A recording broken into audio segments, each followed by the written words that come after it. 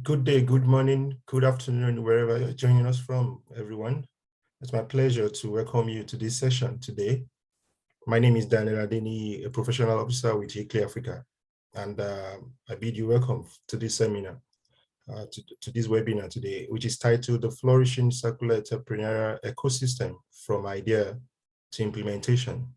The session is part of the series titled Building Capacity for Circular Economy Innovation, which is co-convened by Hickley Africa and Stellenbosch Launch Lab, as well as the Africa Circular Economy Network.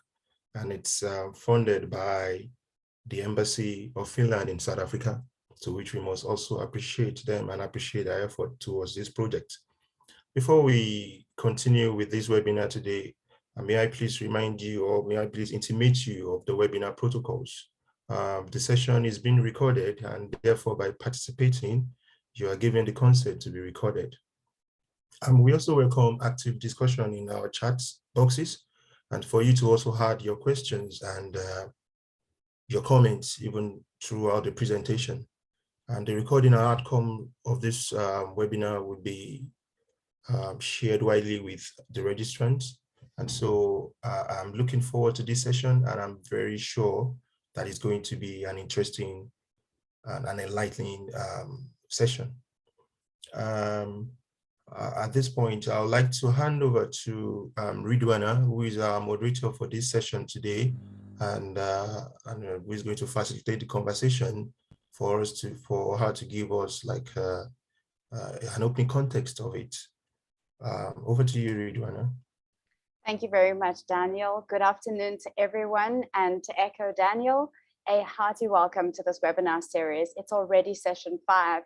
And today we're going to be chatting about building capacity for circular economy innovation. I'm absolutely honored and thrilled to be moderating this online session discussing what I believe is pivotal to the practical success of the circular economy on the continent. My name is Ridwana Sheikh. I'm an entrepreneur and a design professional with a focus on sustainability and circular economy within the spaces of footwear and apparel. I own a design consultancy called Green Start Ideas, which helps brands to get from ideation to production in the most responsible and efficient way possible, helping them to leverage opportunities for telling more authentic creative stories. Capacity building in the circular economy is vital. New business models and veering away from same old requires innovative thinking and a shift from the textbook one-size-fits-most solutions. So, whether it is exploring industrial symbiosis opportunities or developing circular business strategies, we're here to explore these and more today. On our Stellar panel, we'll be in conversation with Felista Aku. She's a partnerships manager at AfriLabs. Felista holds an MBA from Nexford University and is passionate about youth empowerment. She'll tell you more about herself in a minute. We also have Grant Prince, head of the SME portfolio at Fatola. Grant holds a BCom degree in law from the University of the Western Cape and has over 5 years of experience in helping SMEs access funding. And finally, we have Duval van Zyl, the Climate Lab Director at Stellenbosch University's Launch Lab.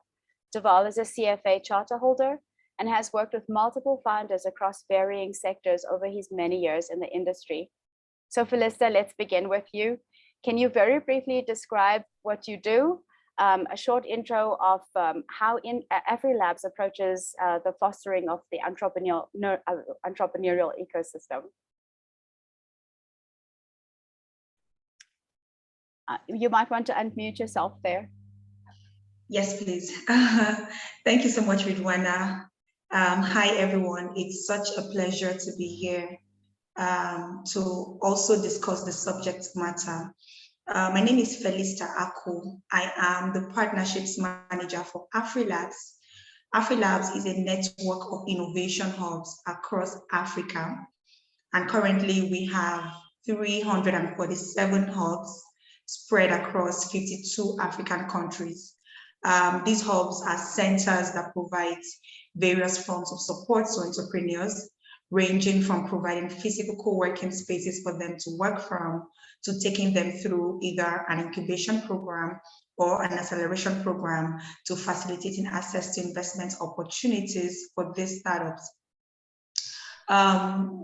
we have bulk of our hubs running generic programs, running programs to support hubs generally, whether you are in health tech or you're in fintech, you're in agriculture, renewable energy, whatever it is. But last year, during our 10th anniversary celebration, which was held during the AfriLabs annual gathering in Abuja, we launched our 10-year strategy. And as part of that, we are looking to encourage and nudge more hubs to begin to look into specialization. And that is where the circular economy would come to play. I'm happy to share more in that regard as we make progress. Thank you, Ridwana. Thank you very much. Duval, let's move on to you. Would you like to also just give us a short intro of what you do and what Launch Labs is all about? Hey everyone, I'm Duval from Stellenbosch Launch Lab. We are a university-based startup incubator and accelerator. Specifically, our company is wholly owned by the University of Stellenbosch, as is implied in the name. What we do is we've got 3 different programs at the Launch Lab. The first one is called the University Startup Lab. So what we do in that program is we take university technology and research and we help commercialize that. So that's usually a PhD student in electrical engineering that's trying to start a green engineering company. We'll help them take that business from a research project to a fully flown and fledged business. Through helping them to raise funding, building out their first business plan, really anything that the founders needs that's foundational. The second program that we've got and I'm leading is called the Climate Lab. So the Climate Lab is an accelerator program where we work with pre-post revenue companies. Currently, we've got 4 companies in that cohort, and we work with those companies for between 6 and 12 months. It's a very much a bespoke and tailored program. And the industries in which we focus specifically in the Climate Lab is e-mobility, off-grid solutions, which includes anything from pay-as-you-go solar systems in Africa to clean cook stoves. We also then focus on agri-tech, and the agri-tech angle to climate really speaks about reducing fertilizers, reducing water usage, all of those things. And then the last component of that is software for climate. So software for climate, we look at recycling platforms, which fits nicely with circularity. And we also look at other stuff like weather forecasting in terms of conservation. So really anything that can assist from a climate perspective with software.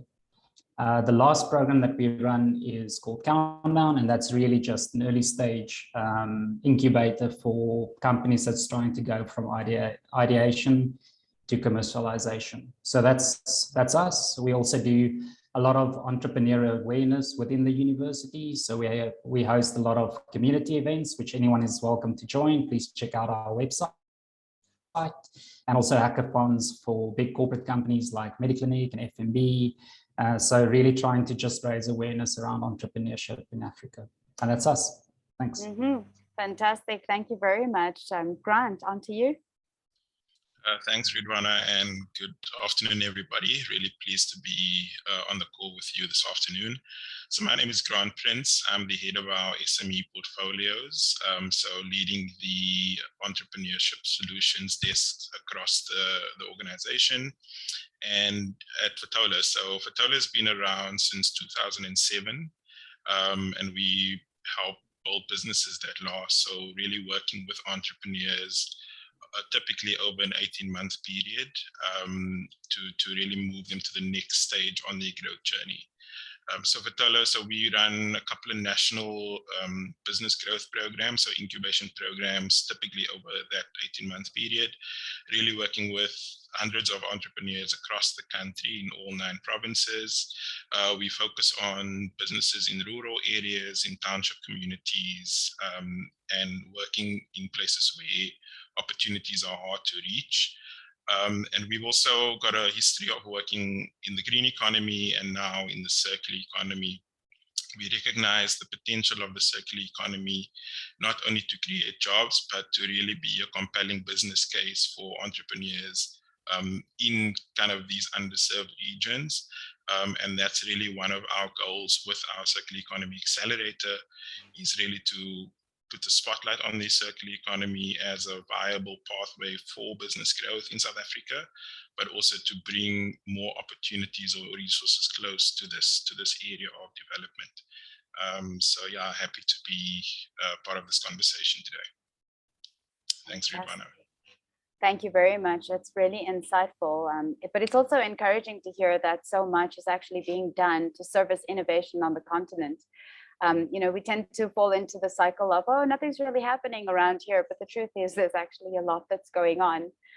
So I think maybe we can move into some of the questions now. And I'd like to remind the audience that this is a very interactive conversation. So if you have any questions, please pop it into the Q&A and we'll get to those questions.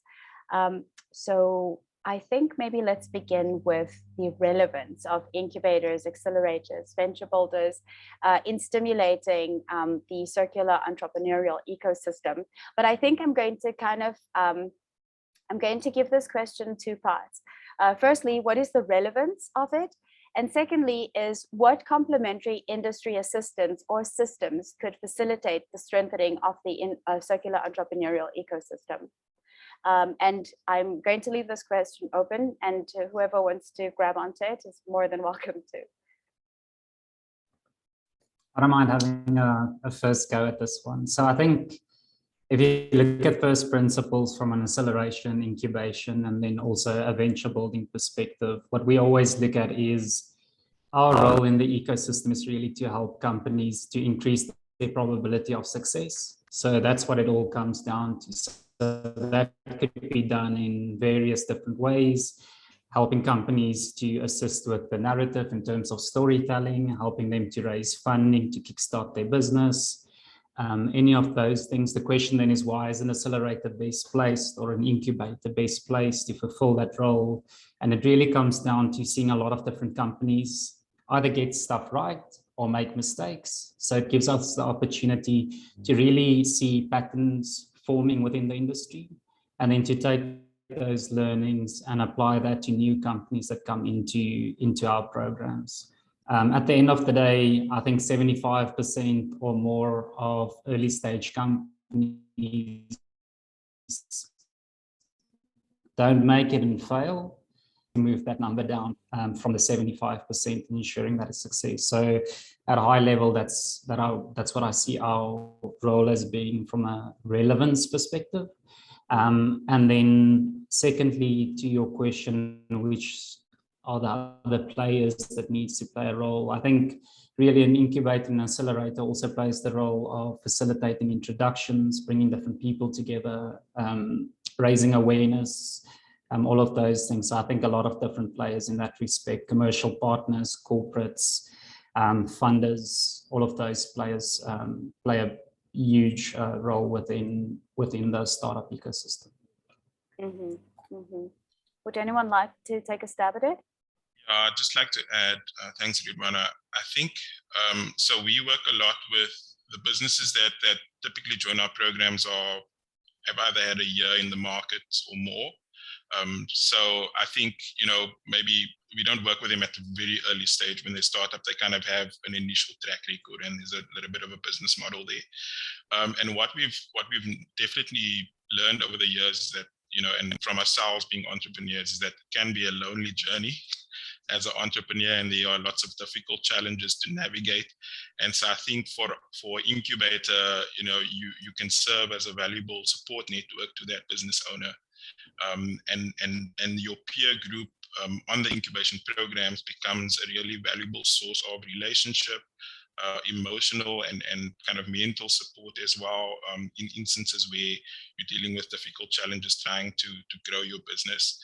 And we've certainly seen a lot of great examples where professional relationships have been formed, or personal relationships even, that have helped those entrepreneurs to go on and continue and not give up in trying to grow their businesses. So that's been one thing. And I think another thing is for incubators to act as facilitators in bringing resources closer to the entrepreneurs, be it on the access to skills, finance, or market side. So really in allocating the right resources at the right time. And then to your second question, I think we have a massive opportunity to obviously engage with corporates, our partners, for example, in opening up opportunities in the supply chains, or in learning what we're seeing on the ground and how they can change their systems to work better with small businesses. And on the funding side, we all know that there's a lot of money in the system, but it's not making its way through to early stage businesses. So I think we can also maybe demonstrate, that the risk isn't as high as is perceived, and that that those investments will do well even at the early stage, and in nurturing the kind of outcomes that we are hoping for. Mm-hmm. Just to chip in here, Grant, at what stage are you meeting your entrepreneurs? So typically the entry requirement for our programs is that the business needs to at least have traded for 6 months. Okay. So we have some minimum income requirements or turnover requirements. Some of them are 5,000, some of them are 15,000. So I think why that requirement is there is we want to know that the entrepreneur has at least tested the idea, or that they have some confidence in their business model, and then we can help them to close, the rest of the gaps that might be there to take them to the next stage of growth. Yeah. And are they being funneled to you through another incubator or accelerator program? Okay. Yeah, 100%. So we do work with ecosystem partners like Launch Lab, for example. So where businesses might have started there, then it's almost like a life cycle staged approach where they move on throughout the ecosystem. Yeah. Okay. All right. Thank you. Felisted, would you like to add to this conversation? Yes, Ridwana, I would like to add. So in our network, we have a number of hubs, whether incubators for the early stage businesses and accelerators for the more advanced startups. We understand that there are specific sectors that are more, directly related to the circular economy. But the thinking for me is, how do we get to a point where, as part of the content and curriculum for our capacity building programs, whether for, incubators and accelerators, we are taking deliberate steps, at integrating sustainability, right, into the program. So generally you have, a hub take the startup through topics such as value proposition, hiring and onboarding, intellectual property protection, funding, how to raise funds, how to pitch, and a lot of that, right? So beyond the startups that are directly concerned or related to the green economy, let's make deliberate efforts, to integrate this into the capacity building. I recently learned of a hub called the Circular Innovation Hub. They are based in Ghana and Kenya, and they are directly focused on just the circular economy, creating jobs, carrying out awareness at grassroots level, in sensitizing the people, holding networking events and having conversations such as this, just to, create awareness about the subject matter. So since the hubs have been positioned, to build the capacity of startups and entrepreneurs to grow their businesses, it would be great to take deliberate steps in integrating this into our content and our curriculum for our capacity building programs. Mm-hmm. Mm-hmm. Yeah, That's actually a great. Sorry, go ahead, Val. Sorry, I just want to tag onto that. I think it's such a great point in respect of a lot of the programs. If you look at incubate and accelerator programs, they've been using let's say the same type of content in respect of business model canvassing or mission, vision, values, and all of these things for such a long time. And if we want to grow circular businesses, you need to start incorporating some of those practices. So as one of our programs, and this is free publicity for ICLE and for Footprints, is we actually run a program together, which we've partnered with ICLE and Footprints, where we run some of the business components of the program. but then 50% of the program specifically dedicated to help companies to measure their footprint, to help them flesh out how they can move from a linear business model to a circular business model.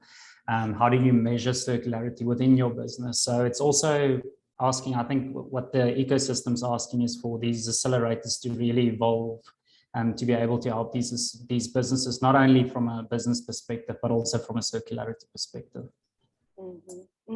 I think that's 100% right, because we can't keep on teaching the way we've always been teaching business, right? It's not just business as usual. It can't be. If you're developing new business models, and all the ancillary things that need to go with it need to develop as well. Would you like to add to the education element of this grant, or can I move on? Yeah, I think that's a similar approach that we take.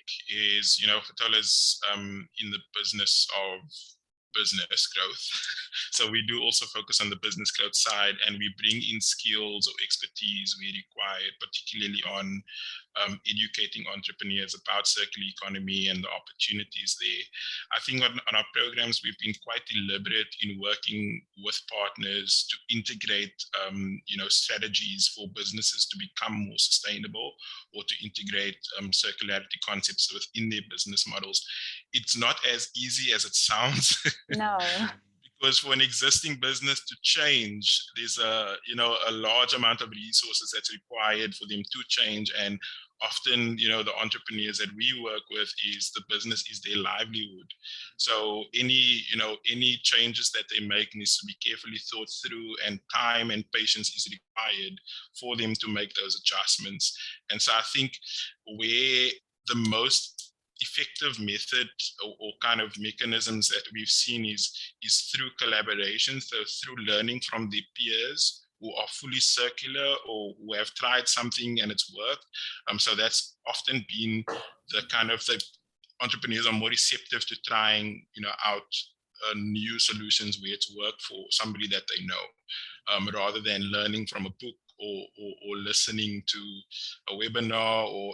And I think for Black business owners and people in the rural areas in particular, if you say circular economy, it sounds a bit far, like the terminology sometimes sounds too far for them to reach. And so they either switch off or they don't quite fully internalize it. And so I think what we've learned is, to be a little bit sensitive on the language that we use, and to bring it closer so that people can actually understand and kind of, grab onto it and run with it. So yeah, I think just the more practical we can kind of be, the better the outcomes will be, and the quicker we'll get to them. But it's also a case of, you don't know what you don't know. So in my experience, it's a case of, in the creative space, is that if you don't know what inputs, for example, are available to you to do something with, you don't necessarily know that there's an avenue to create an income for yourself, for example, with that. And also I find that getting businesses on board in sort of like very early stage, it makes a whole lot more sense for them to be circular or to be sustainable from the get-go. It's much harder to turn around the Titanic, Yeah, exactly. Right. Yeah, so that's exactly what we found is, for businesses that are kind of at the beginning stages, it's a lot easier for them to adopt these, kind of methods. But for businesses that are relatively more matured, it's harder. And so, you try and integrate it into their growth plan, but then, time is required. Yeah, sure. So let's maybe talk about some examples that you could share with our guests today, in respect to the entrepreneurs that you've worked with. What sort of challenges are they facing, specifically those that might be migrating from sustainability into circular economy, or they could be either. But what are their top 3 challenges, and what sort of solutions do we have for them? Anyone? Okay, I'll go. So I think, so what I've seen is, and we, on a daily basis, I think maybe I'll break it into two or three groups. So the first group is kind of your technology companies, so businesses that have created new technologies. I think for them, it's definitely capital, so the IP protection, the certification, and being able to kind of build and sell. So that's definitely been a big kind of struggle for a lot of them. And especially businesses that have created new processes or methods, even for them, to scale that requires a significant amount of capital. The second one would be maybe for traditional businesses. So businesses that are either traditional waste businesses, but they found new ways, better ways to be more circular. So for them, it's cash flow, financial management. It's maybe on the sales side as well. So the sales cycles tend to be kind of, patchy.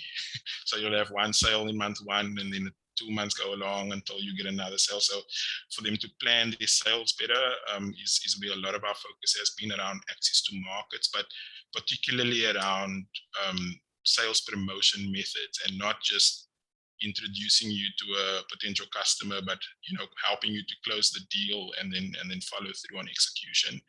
And then maybe the third one for traditional businesses would be HR. So particularly around the compliance area, and then kind of job descriptions and the HR function in general. For more matured businesses, their challenges vary. Some of them are very kind of specific. We've seen some examples where the issues have been around the supply side of raw materials.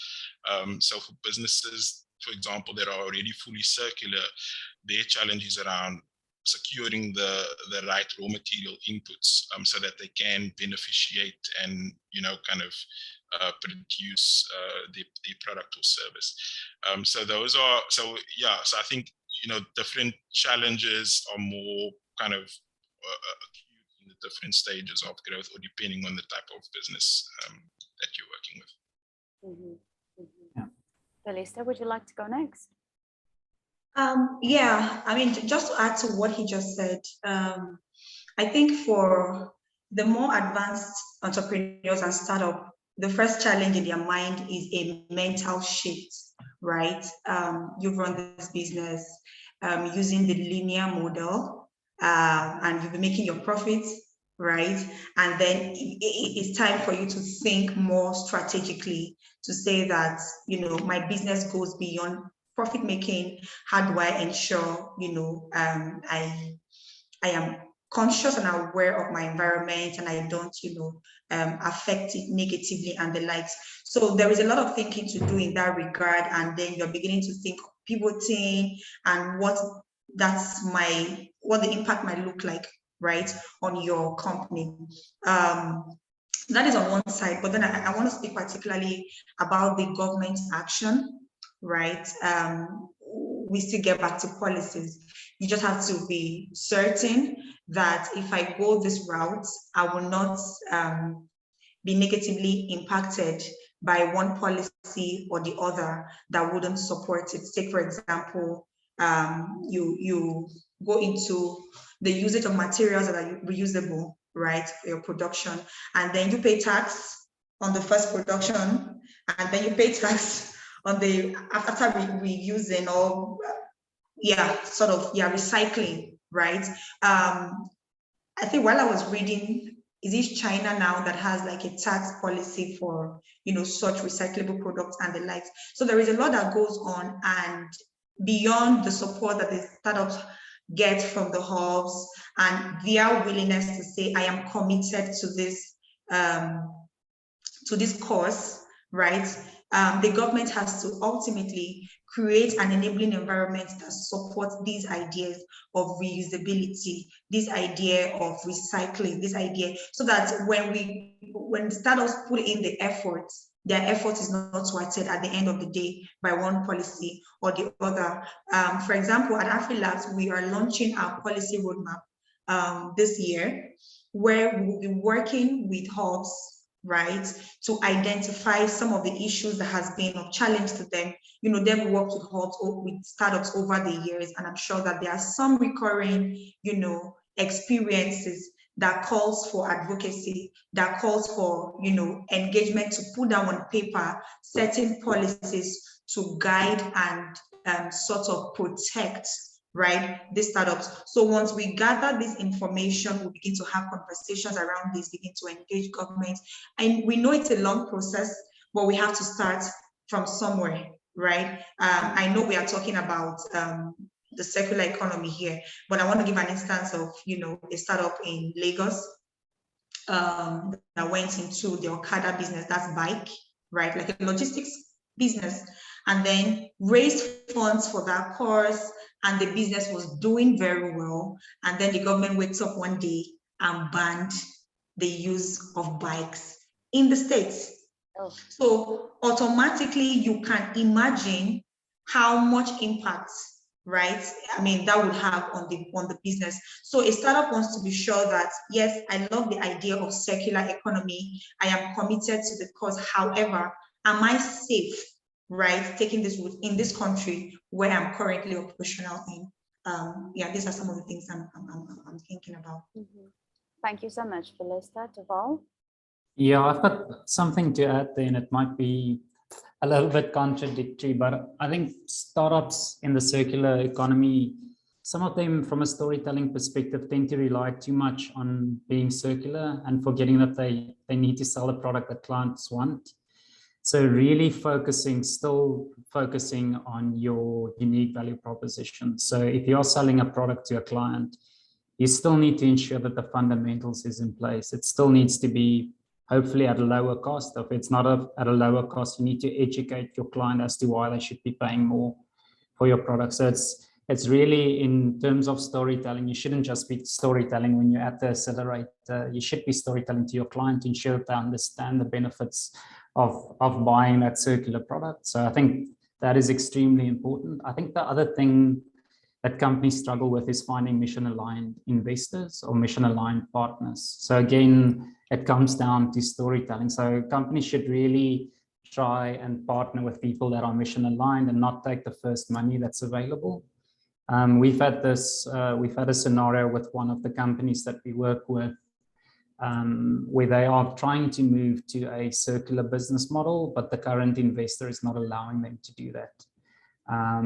That is a misalignment in the mission of that company. So I think looking for those things really early on, that's why we do like to come in at the early stage to help with the foundational elements, but it's really looking for partners that align with your mission as well. So we always say taking smart money. And I think just the general thing, I see some of our startups actually on the call today, is every single early stage business struggles with measurement. So whether or not that is measurement of the certain of the circularity metrics, or whether or not that's doing proper management accounts, financials, unit economics, companies need to learn at a very early stage how to properly measure.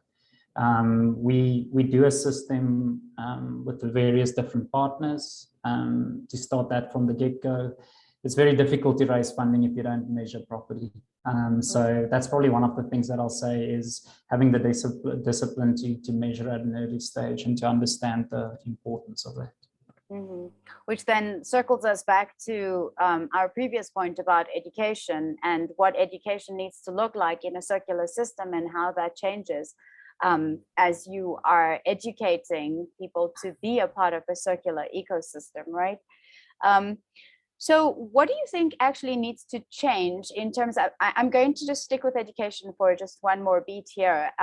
What do you think needs to systemically change in order to trickle into the entrepreneurial ecosystem with regards to circular education? Do you think it starts off maybe from a sort of tertiary level, for example, or does it need to be something that the entrepreneur first encounters when he enters an accelerator or an incubator program, or she?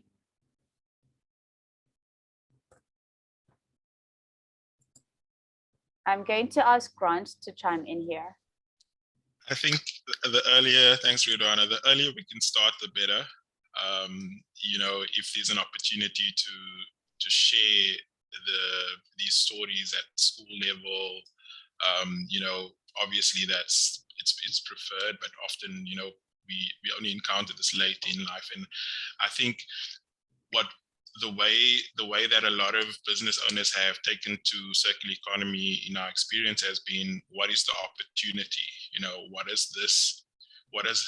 opportunity does this create for me and my family or my staff? You know, so that's been where it's been. And I think from an educational perspective, where we can simplify the messaging or the narrative, you know, that's probably preferred as well, and demonstrate how it works in practice through practical case studies or stories that we can tell where it has succeeded or not succeeded. You know, from an educational standpoint, certainly, you know, that's what tends to be more impactful in our experience. And also, like the method, how we share these stories or how we educate people, by speaking directly to them versus, you know, speaking more in broader terms or in general terms is probably really good as well. From a data perspective as well, I think there's an opportunity to collaborate and work together and share learnings across organizations or across the ecosystem, to build an evidence pool. And to say, okay, what are the realities that you are noticing, or what are the realities that I'm noticing, and how can we learn from each other and actually build that data set so that we can make better decisions on how to allocate resources and also where to focus our efforts from an educational perspective. Thank you. Okay. You can go, please. Oh, sorry. Thank you, Duval. Just to add to what Prince said, I think there's a lot of capacity building to be done, right? Just as we all agree that it's important that we integrate the subject matter of sustainability into the content and curriculum for the startups. However, how ready are these hub leaders?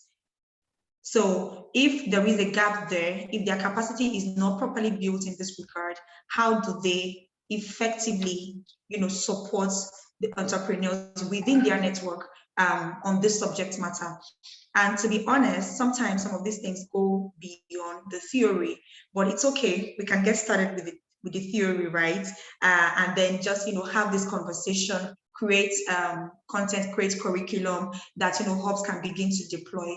To be very honest, when I got this invitation, I had to go back to our current AfriLabs capacity building program. Permit me in 1 minute to just talk about what that is. So in the last 3 years, AfriLabs has been, you know, carrying out a program called the AfriLabs Capacity Building Program. It's a program designed to build the capacity of hub leaders across the continent so they can better support the entrepreneurs within their network. So as part of the program, you know, we have the webinars, we have the Hub Learning Week, we have the capacity building grants where we give them about 15,000 euros to carry out various programs in their communities and the likes. So after 3 years, we've been able to launch the AfriLabs Academy, where we are hosting the content and curriculum, you know, from all of these series and giving opportunity to hub leaders to assess these courses, you know, earn badges for the courses that they take and get certified at the end of the day. The certification is backed by the Strathmore University in Kenya. So when I got this invitation, I had to speak to my programs manager. Is this topic covered?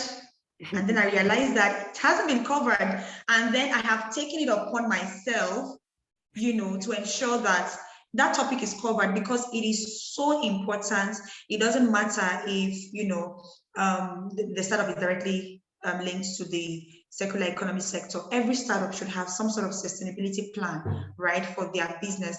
The other thing that I see is I'm not sure we currently have as many circular innovation hubs on the continent as we should, right?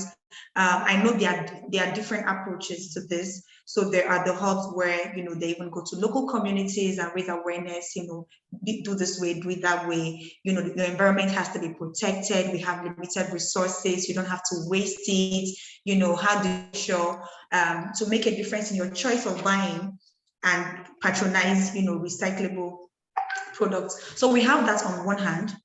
And then we know that the general hubs are having, you know, networking sessions and having dialogues such as what we are having right now. That's on another level. But how about having circular innovation hubs, more of them, right? Where even a startup can come do prototype. So we're talking about how do we have more maker spaces? How do we have more fab labs, right? Where, you know, these startups can get more support in this regard. Last 2 weeks ago, we signed a partnership with Intel Corporation, you know, to support deep tech startups on the continent. And we had a tour of hubs in Abuja. I went to one of the hubs. We met this startup who is leveraging robotics to recycle waste. So what it does is it has the ability to sift through the waste and grade them according to, you know, so there is the plastic, there are the bottles, there are, so it, now these are highly cost intensive, do I say adventures or startups or businesses, right? So in my mind, I found the business very interesting. However, there is going to require a lot of funding. So, I mean, we talked about quite a bit of challenges, but we can't also deny the fact that funding is one of the issues. But then if we have created that enabling environment with evidence, I think somehow the funding parts would fizzle in when we can see evidence over time. Yeah. Thank you very much for that, Felista. Deval? Yeah, so I think from my perspective, I do like the idea of starting new hubs, but I think there's also a benefit of integrating circularity into topics that the spotlight's already on. So circularity fits very nicely with stuff like climate, which is extremely topical. There's a ton of climate tech entrepreneurs starting to build businesses. COP is coming to Egypt this year. So I think integrating into places where the spotlight's already there. So a lot of people are already looking at that spaces and ensuring that circularity and foundations like Ellen MacArthur and those things are deeply embedded into all of those topics so that these things sit next to stuff that's already very topical. I think that just automatically puts the spotlight on circularity as well. So you don't need to necessarily put it at the grassroots so people are already looking at that. Also, like Grant's point around success stories. So I think having clear case studies as to what the benefits of a circular business model could be. So potentially having case studies distributed around a pre and a post, going from a linear to a circular. And that speaks about my measurement principle earlier. If you are measuring correctly, then you'd know what your business looked like when it was still linear, and then you know what it looks like after going circular. And being able to show those benefits to people, that's the easiest way. Without telling them, you can show them. And then the third one is also just creating excitement around these businesses. I think there's fantastic businesses.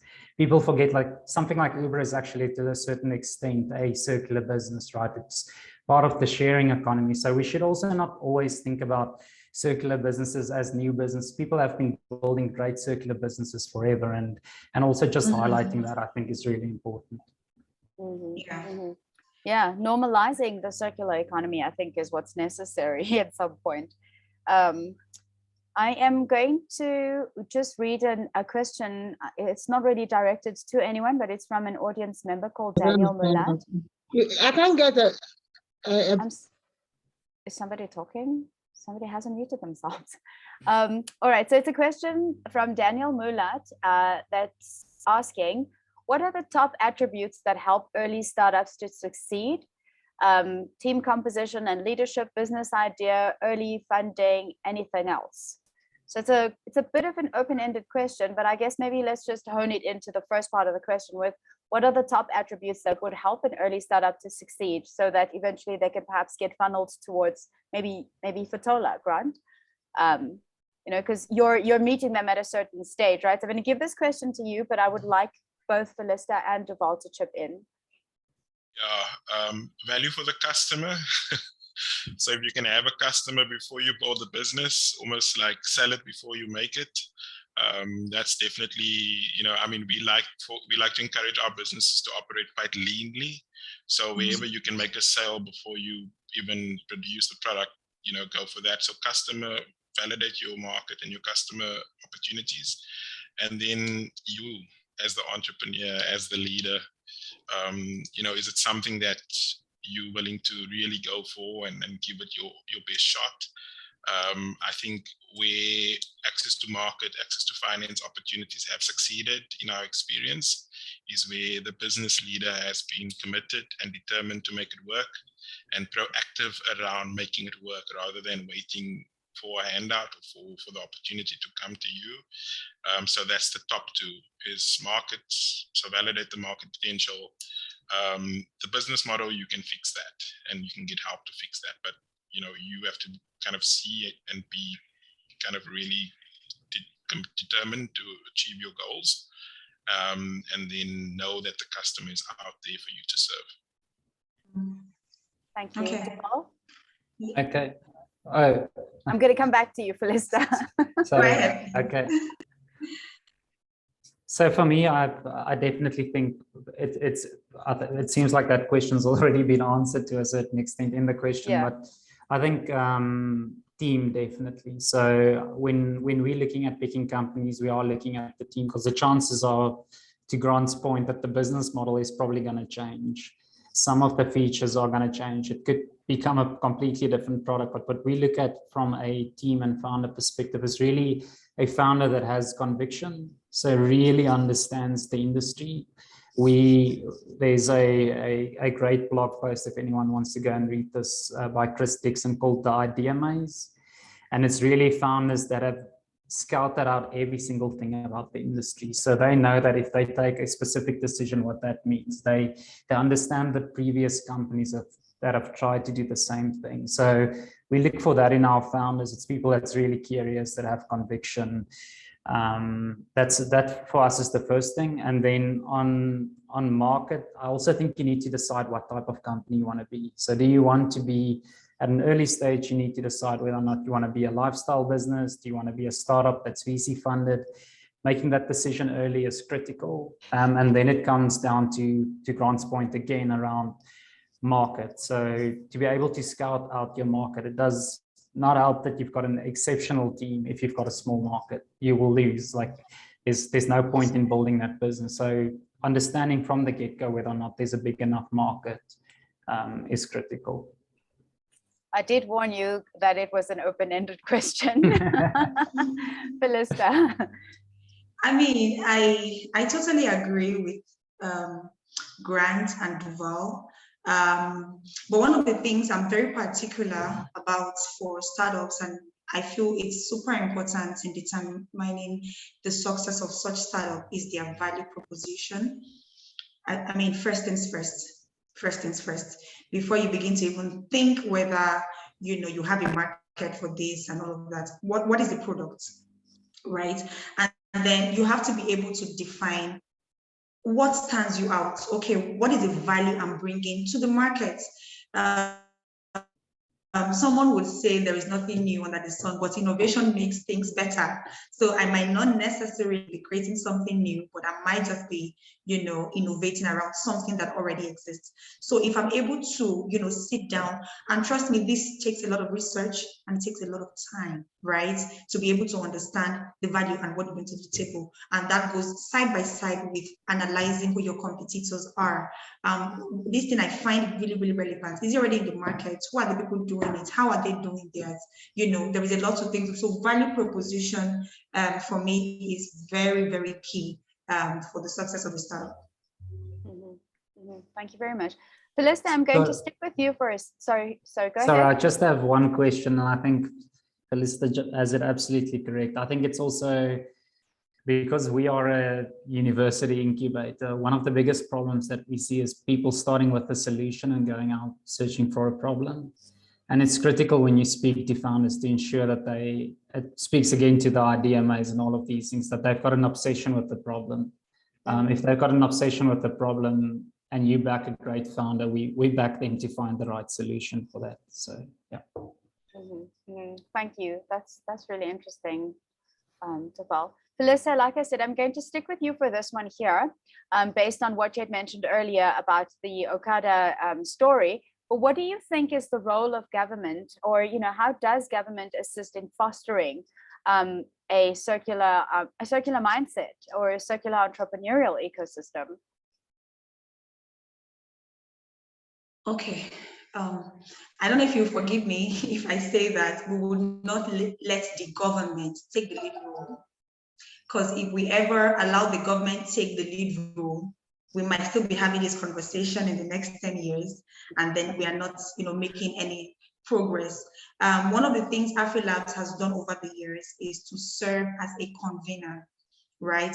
Facilitating that cross-stakeholder collaboration and engagement between all of the stakeholders of the African innovation ecosystem. So talking about the corporate organizations, hub leaders, academic institutions, government agencies, hubs themselves, startups, and the likes. So what I think they can do, yes, it's still policy, but the policy can't be generated from them. So we who are active players in this sector, can we come together to say, how about we highlight 1, 2, 3, right? And then we put something together and begin to have conversation with the government until we are able to make it a law to safeguard and protect these startups. So we need them to back us, but we need to take the first step in putting together, setting, policies or generating it from various engagements, and then taking it to the government and say, we want to make a case for this, right? There's a lot to talk about when it comes to the circular economy, and we need the backing of the government. This is where we are. We need your support, that sort of thing. But it still goes down to policy largely. Sure, true. I do agree with you on that one. Ridwana, I know I said I wasn't gonna speak to this, but I just wanted away to from add. No, I just wanted to, we can learn a lot from countries like Finland. I think they are really the champions in circular economy globally, and I think they've done some amazing work in investing, like really focused investments in this area. So financial investments directly. I think they set up a fund. Innovation fund that sought to really bring out innovations in circular economy products or service solutions. So I think our government can probably take a few pages out of their book and learn what's happening. I think us maybe investing in kind of knowledge, resources, and distributing that so that across the country there's more awareness about opportunities here. And then I think red tape, so reducing the red tape for businesses, right, and how we operate. So also things like, I know there's this discussion around visa regulations and allowing skills to come in country so that there's a diffusion of skills and experience. Okay. Can I add to that very quickly? Absolutely, please. Very quickly. Yeah. Thank you. I think we need to begin to sort of have some designated programs for circular economy startups or innovators specifically. What that does over time is that it begins to create some sort of encouragement, even for more startups to begin to look into that sector. Please don't mind me. I am the money woman of AfriLabs, so I take every opportunity to talk about it. I might actually be reaching out to a couple of persons here, on the panelists, on something we are working on. So as we are 9 years away from achieving the UN SDGs, AfriLabs decided to contribute to this, by designing a program called the SDG Innovation Hackathon. And whilst we are looking for innovators across all 17 goals, we had singled out the climate action, as a core, to focus on, for the pilot, basically, not to exempt the other goals, but just to focus on that for now. And the idea is to identify innovators around the climate action. And the program is in 2 phases, one for the early stage startups, and then one for the more advanced startups. So for the early stage startups, we're going to be putting them in teams, right, to finalize their ideas and just come up with one concrete idea, so a team of 5. However, for the more advanced startups, we're not going to be merging them because, you've gone far in your business idea anyways. Then take them through an incubation program that will culminate in a deal day where they can actually get funding to scale their solutions, right? So I'm also thinking about this from the point of, the investors also have a lot to do. This is not to say that other sectors are not important, but I would say very boldly that, the circular economy is very important for us, to ensure that we preserve our world and our environment, right? So whilst there is, a lot of attention on supporting women-focused businesses, agriculture, very important. How can we begin to see a lot more interventions, targeted at supporting the circular economy? That's something I'm really, really looking forward to seeing. I think that's a really good point. I do. I think, Deval, there's something that's come in on the chat that I think might be interesting for you.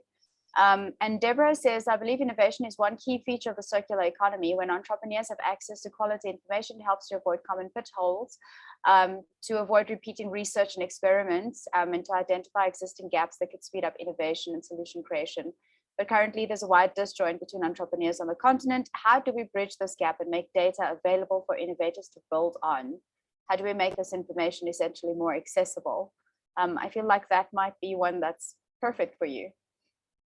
Yeah, I'll have a go. So I think if you look at accelerators, if you look at thought partners and people on the continent, that's exactly what they're trying to do. So a great example of this is not LaunchLab necessarily, but a company called Green Cape in South Africa. And if you look at Green Cape, the reports that they do around electric mobility, smart cities, all of these things, it's really giving you some benchmarks as to what good looks like.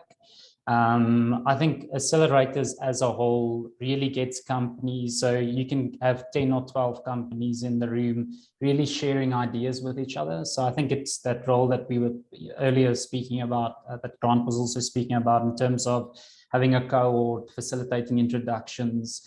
I think there's also linking entrepreneurs with investors is a great way to eliminate some of those discrepancies. Investors see hundreds of companies, and being able to introduce a startup to that investor to have a discussion around how they think about their business model, how they're thinking about monetizing, all of those things, I think it's great. It's really reaching out to partners that have seen and that have done pattern recognition. I think that's the way that I'd go about it. I don't have anything else in respect of that. There's also, if you look at some of the newsletters, Africa the Big Deal is a great newsletter that's really assisting companies to understand where is funding coming from, who are the funders that will be funding their businesses, where on the continent are people raising money, what type of businesses are raising money. I think all of those things, there's actually a lot of resources out there.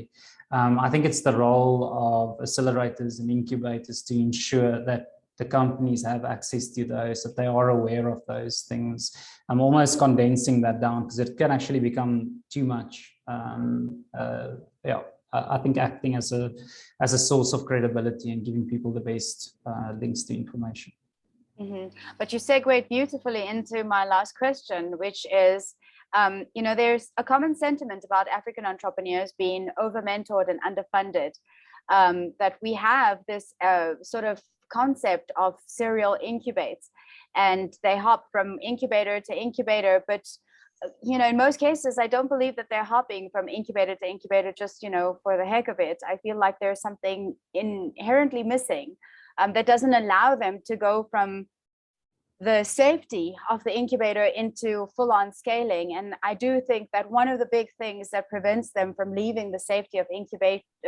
incubatorship, I guess that's the word I'm looking for, is access to funding.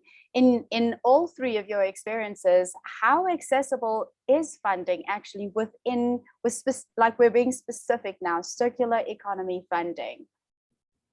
I don't mind having a having a first go as we all three of you are going to have a stab yeah. at this one. I'm very interested to hear all three of your answers. So I think there's definitely funding available for circularity. So a great example, I don't know if they are on the call, is a company called Bestseller Foundation that actually has a mandate to invest into circular economy companies. The origins of that company and investor is specifically a fashion retailer in Scandinavia. And so this is really giving back to the continent, catalyzing circularity. So that's a perfect example. Other people that we've spoken to in the space is starting to look at circularity, but circularity is still very narrowly defined for some of these investors. So it's mostly waste to value. And so companies like Mr. Green has received funding and has received a lot of awareness, but circularity is much broader than just waste to value. So I think investors are coming into the space, but I think it's still very narrowly defined for most investors. And a lot of the companies, unfortunately, are still at a very small scale compared to some of the other investment opportunities. So you must always remember, investors are always there's an opportunity cost of investing into one company and not another. So you are competing against fully commercial companies on the other side. So yeah. It's my level view. Thank you. Yeah, would you like to go, Grant? Yeah, thanks. I think there's a mismatch for me. I do agree with people are starting to invest in this space a lot more, and there's momentum. It's picking up. I think for the philanthropic organizations, they're doing some great work. They obviously have the risk and the patient capital, and they're deploying it in smarter ways and more targeted. But I do think that there's a mismatch, and I think, especially for African entrepreneurs, I'm starting to believe that it takes a village. So, there is some investment required, across the life cycle. So from when you start the business to when you going into the market and you're trying to scale, almost at every stage, there's a little bit of a funding gap that you experience. And so I definitely think that we can do a lot more. I think if we can collaborate more in a more smarter way, there's an opportunity to move money from the top in search of the unicorns and more to businesses at the early stage. So there's a lot of money at the top.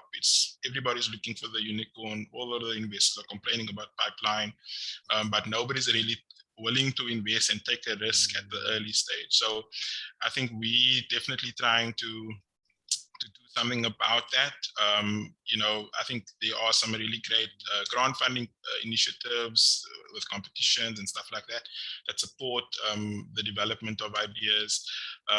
For us, we believe that there's a gap. So there's a layer of concessionary capital that's missing. So really growth-friendly capital that would allow businesses to respond to market opportunities and kind of build capacity, and then they'd be able to pay the returns that are required from investors at the later stage, or even at Series A, for example. So there, for me, there's a gap in the funding cycle, and I think at Patola we're trying to bridge that gap through our SME fund. But I do think that as an investor community, we can work together in a smarter way to kind of support businesses across their development stages. Thank you. To your point, according to the Harvard Business Review, it's a whole lot better to start thinking like a camel, because investors are no longer looking for unicorns. They're now preferring the idea of prioritizing speed over efficiency. And I think that's maybe kind of is really indicative of a slow but maybe steady mindset change within the investment circles. Yeah, Phyllis. Let's hope that mindset speeds up. Right. One can hope. Fingers crossed. Yeah. Yeah, I was just gonna, agree with what Grant said, that there is a mismatch and the gap still exists. A lot of funding is chasing the high growth startups, the unicorns and the likes. We launched what we call the Catalytic Africa platform last year during the annual gathering. It's a cross-stakeholder collaboration between AfriLabs and ABAN. ABAN is the African Business Angel Network. And the fund is supposed to match investments into startups in their early stage. We had the French Development Agency, contributes 1.5 million euros into that fund, and we are currently matchmaking right now. 1.5 million euros is not a lot of money, but to get started, to just put in something into the startups to get off the ground. For the amounts, we're looking at, I think, 2 per country for now.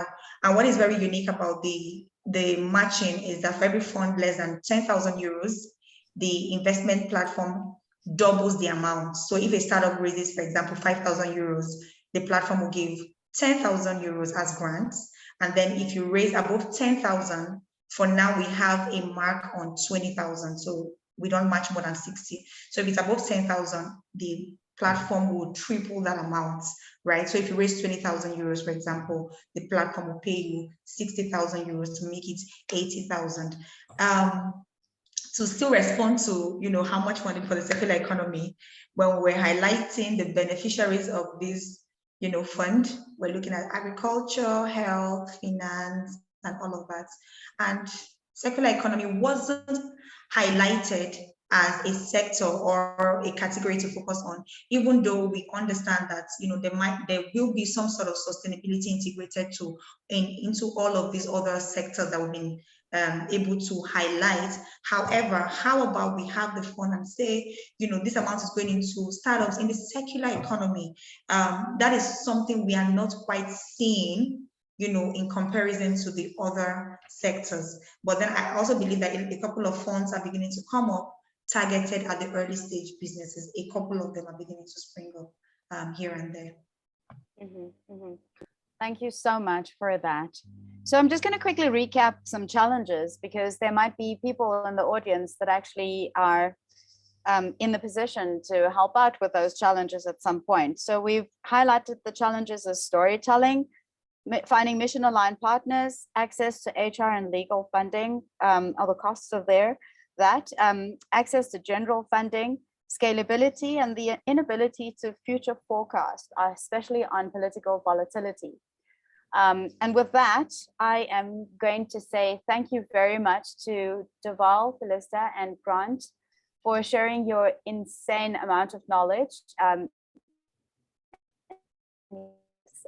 experience with our audience. I really do appreciate your time.